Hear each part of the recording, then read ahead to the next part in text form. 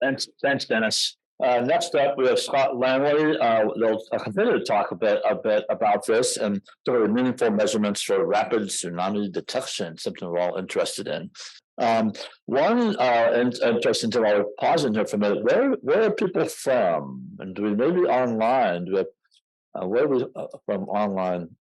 But Vancouver, BC, Anchorage, Portland, Oregon, Portland, Montgomery, Alabama. Alabama. Wow.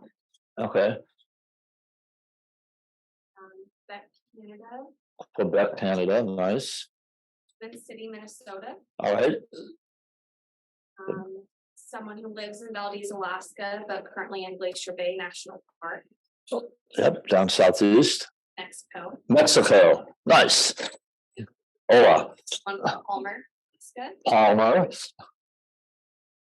Welcome at Knowles. I think there's a bunch of people from the outdoor school listening, so welcome to you guys. How about in the crowd here? Where are you all from? Anchorage, raise your hand. All right. Whittier? All right. We're going to come back to Cordova in a minute. All right. Valdez. Valdez. How about Cheneva? Half a hand. Tixevic? All right. Anybody, how about whether that's Seward's representative? So, all right. Well, great. Welcome, everybody. Now let's go back to Scott here. All right. Hi, I'm Scott Langley. I'm the instrumentation specialist at the National Tsunami Warning Center.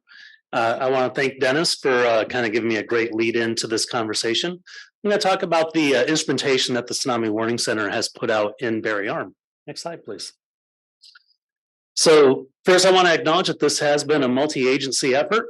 Back in May of 2020, the USGS first started measuring it using INSAR satellite data, measuring the landslide out there. Alaska Earthquake Center installed some sensors also in 2020. And in April of 21, we installed 3 tsunami detectors out in Barry Arm. And that was followed up with the ground-based radar that Dennis touched on earlier. There are also meteorological stations out there, cameras, and a couple other seismic instruments here and there. Next slide. So the landslide in Barry Arm has the potential to generate a tsunami that could impact coastal communities throughout Prince William Sound. And so once we realized was happening, we went into action to deploy some sensors out there in order to provide advanced warning and evacuation notification. Next slide. So landslide triggered tsunami hazard. Anything new? We've seen evidence of it elsewhere, most notably Latuya Bay here in Alaska. NTWC has worked on this problem for quite some time, and we deployed a prototype sensor back in 2006 on Mount Augustine when it started showing signs of activity. Next slide. So some of the challenges that we face in getting our data out of Barry Arm. First off is the weather. You know, getting out there, accessibility. The weather obviously impacts accessibility. Wildlife. I know we already had a talk about the cute otters. Otters are curious and they like to mess with our sensors. Our sensors are bottom mounted pressure sensors, and sometimes they'll go out there or play with our cables and around. We also have with bears, porcupines. They all like to chew on cables. And then one of the issues that we run into more frequently is actually with barnacles and other little sea critters that like to attach themselves to the sensors, and it fouls the orifices that provide the pressure readings. Additionally, kelp is another issue that we have to deal with. It can either lead to our sensors becoming unanchored or just completely crushing them. Snowpack is another issue. We get a lot of snow out there. Power generation, we run into issues with that because of the terrain and the weather. So having a solar array that is actually capable of providing that 24/7 power solution that we need, challenge. And then last but not least is the communication infrastructure or lack thereof out in Barry Arm. So as of yesterday, we now have 4 stations that are in support of the Barry Arm landslide tsunami hazard. We have one at Pakenham Point, one at a location we call North Shore. We have Point Duran, and then as of yesterday, we installed a sensor here in Whittier. I'll talk more about that in a little bit. And we're scheduled to install an additional site just north of Esther Passage, and that's scheduled for later on in July. Next slide. Okay, so why were those places selected? Primarily, it was because of permitting issues, but also we wanted to have a way for our duty staff, the scientists that are going to be actually issuing any kind of warning, to be able to easily look at the data and immediately recognize, okay, this is real, and we need to get the warning out. So what we did in order to accomplish that is we placed our sensors approximately 2 minutes of tsunami travel time from each other. So Point Duran is 2 minutes from the initial landslide, North Shore is 2 minutes from Point Duran, and Pakenham is 2 minutes from our North Shore site. So that gives our science staff the ability to look at the data and say, okay, we lost one station here, 2 minutes later we have data at another station, and 2 minutes after that, there's data at another station. At that point, there's no doubt that something has transpired. So what exactly is our tsunami gauge? So the primary sensor itself is a pressure transducer. It's bottom mounted. It's got a hose inside there that allows us to do atmospheric compensation for the pressure. So we're not seeing barometric changes because of storms and stuff like that. They're very accurate. We get plus or minus 0.05% accuracy up to about 200 feet. Next slide. So that sensor itself is pretty, and it's got little orifices in it that critters like to foul, or sediment likes to foul. So we've designed a filtration system for the sensor. It's essentially a well screen, and it's been very effective at keeping the barnacles off the sensor and keeping sediment away from those orifices that would otherwise foul the sensor. It also prevents curious wildlife from chewing on it and just breaking it. Okay. So here in Whittier, we installed a radar level gauge. This is a sensor that we use where we have infrastructure such as a dock or a bridge, something that sits over the water. So this one actually measures the distance from the sensor to the surface of the water, whereas the other one measured the weight of the water sitting on top of it. All right, so at each of the sites out in Barry Arm, each site has some unique installation characteristics, but they all have the same basic components, which is a solar panel, some batteries, a radio, the bottom mounted pressure gauge, and a data logger.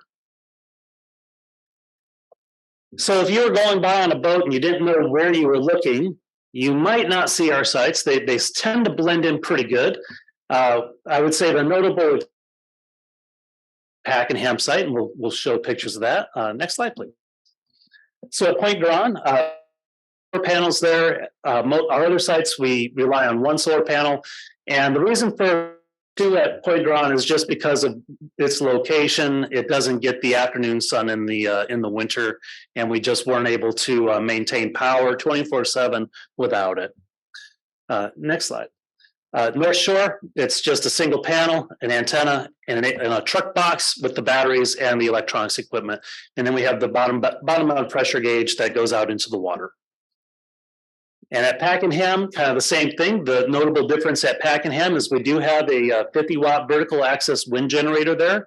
And the reason we supplement the power there is because it is also our data uplink point. So we have a cell modem there that uploads data 24/7. And so it has a much higher power requirement. Here in Whittier, this was installed yesterday on the city dock over there by the harbor master's office. It's a radar level gauge, and if you go over there, you'll see the sticker on there that says you're in the tsunami zone, and pretty easy to spot if you're looking for it. Okay, so how does NTWC receive the data? So essentially, the Barry Arm network transmits data every 5 seconds, and it goes to our uplink point at Pakenham, goes up to the cloud, and our systems at NTWC connect to that data stream, and we have a system there that is dedicated to the Barry Arm situation, and it processes that data. And once it starts processing the data, our duty scientists are able to dig deeper into it and do some further analysis on it and respond quickly to any alarms that go off. We do have software running now. We are getting alarms on the data. So next slide. So this is what our duty staff sees when they're looking at the data. This would be at Pakenham. This is the daily 26 glacier cruise going by, producing about a 12-centimeter wave at our Pakenham station. And that does sound an alarm in our office. And everybody knows that, all right, someone's getting to see some good stuff today. Next slide. This is another example of the data. This is out at Pakenham, or I'm sorry, at Point Duran, producing about a 7-centimeter wave. And the thing to note on these is if you look at the duration of the signal, it's not just a one wave and it's gone. There's a lot of oscillation in that bay, and the signals last for up to half an hour. And this one is a glacial calving event that we were able to detect. Our sensors are pretty sensitive, and this one produced a 4-centimeter wave, and we were able to measure that at Point Duran, 4 centimeters. All right, so once they have all that data, they've done their analysis, our science staff can now sound the alarm, and hopefully the sirens here in Whittier or your community goes off, and you know your evacuation route and you head to higher ground. All right, so what's our next step? So next step is Esther Passage. Again, we're looking to put that site in later on in July. The nice thing about that one is it's going to be a little bit more of an interagency site. So we're working with the USGS on doing some communications redundancy work there and additional seismic and possibly infrasound sensors there. We're also doing some additional training for our science staff at the office on how to process this data and get the alarms out as quickly as possible. And we're continually working on improving the sensors. Do we have any questions? All I know from what I understand is that the models are continually being refined. And as we get more information on those models, we will adapt. But that's as much as I really know on that. Oh, I'm sorry. Yeah. Yes.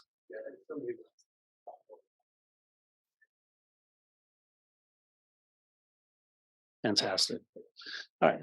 Final slide. I think we had one more. Sorry. One more question. I'm sorry. Folks can sign up to receive alerts on their phones. Okay, so the question is there a way that we can receive alerts on the phone? And the answer to that is we do have our messages go out over Twitter, which should be on my next slide there.